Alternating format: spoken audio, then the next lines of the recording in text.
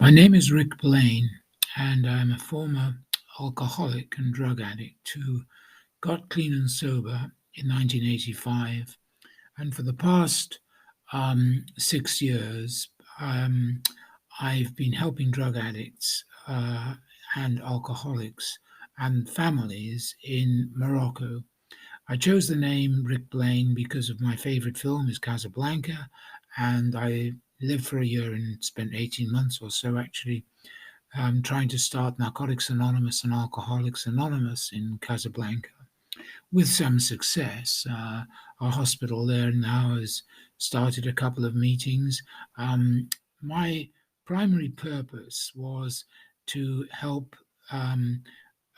Arabic speaking drug addicts. I got over a number of years, over 37 years, I'd been visiting Morocco, and in the last 10 years, I'd witnessed street children. And these are 8 to 14, 16-year olds living on the streets, and over 10,000 of them in Morocco sniffing solvents. So they're drug addicts. And I mean, not just because they sniff solvents, but because they become addicted to them. And what I discovered later was that there's like a step ladder of moving up from one drug to another. So after cannabis, after solvent, they go on to cannabis, and then after cannabis, when they've started stealing and all this sort of thing, because they're living on the streets, they've got no incomes. They graduate to alcohol, which they have to buy, which is a bit more expensive.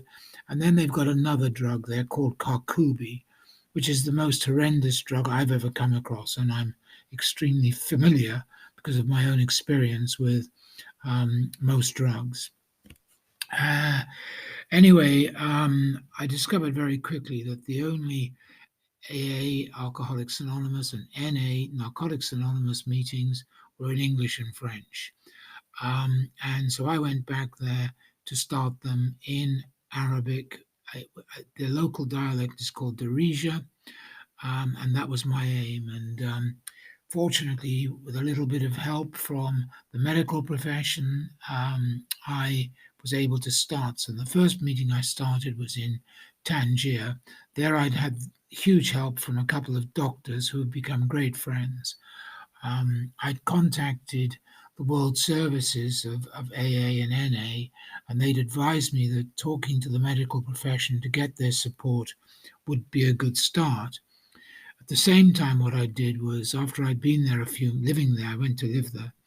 After I'd been there a few months, I wanted to start a meeting, so a proper normal NA meeting in Arabic. So I got literature from the service office and put up posters in about 50 pharmacies in Tangier. Tangier is very well known in the drug world because it's like the border town to the Rift Mountains where most of the cannabis is grown. What is extraordinary is that cannabis is illegal in Morocco, and yet it's the biggest supplier of hashish in the world. And that's according to the United Nations. And it's there's no doubt it's a fact. I mean, I think there are about 1 million people um, dependent on an income from cannabis. It's actually now being literally last year they decided that they would look into medicinal use for cannabis in Morocco, and that's not before time. They're considering their situation. It seems as though they should have been doing this a long time ago when everybody else started to do it. But anyway, they've started now, which is good, although it's still not really got off the ground there. Anyway, going back to the first meeting, so I put up these posters. I recruited a young woman who spoke French, English, Spanish, and Darija to answer the telephone. And people saw the posters in the pharmacies and they rang. And I think it was about 10 people attended the very first meeting, which was at the Dana Association, which is also quite well known in Tangier because it's a charity and they look after fatherless children. And of course, my interest being with street children to help them had a light was shining on that possibility as well.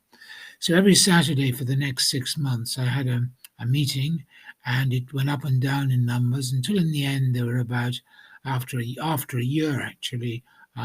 There were over a dozen people attending, and they were actually virtually all still using drug addicts. So it wasn't a great success, but a lot of seeds were planted. In the first year of my being living in Tangier, every week I went to Casablanca, a much bigger city, the major city in Morocco, from a commercial point of view anyway, where they already had one AA meeting in English and French a week. Well, fortunately, I met a drug addict there who was in recovery, and she helped me start a Narcotics Anonymous meeting. So I did that, and then within a few months, I'd put up posters in the same way, another 50 posters, set up a telephone line, and and things were moving quite nicely. I was seeing a lot of psychiatrists, doctors, addiction therapists, and I was because of the contacts that I'd made. I met Jalal Tufik, who's the probably the most prominent psychiatrist in Morocco. He's an advisor to the United Nations and the World Health Organization on drugs and the Pompidou Center in Paris, in France.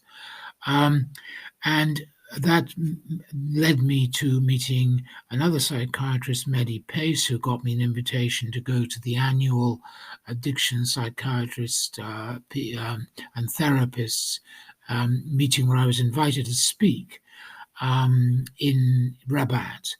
I didn't actually get to speak there.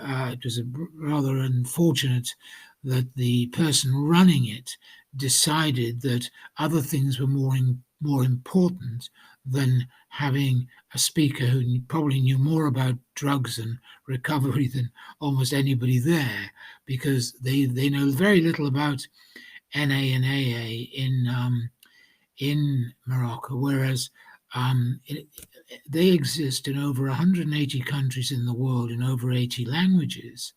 So why they weren't in Morocco, I couldn't understand for a long time. Now I know the answers.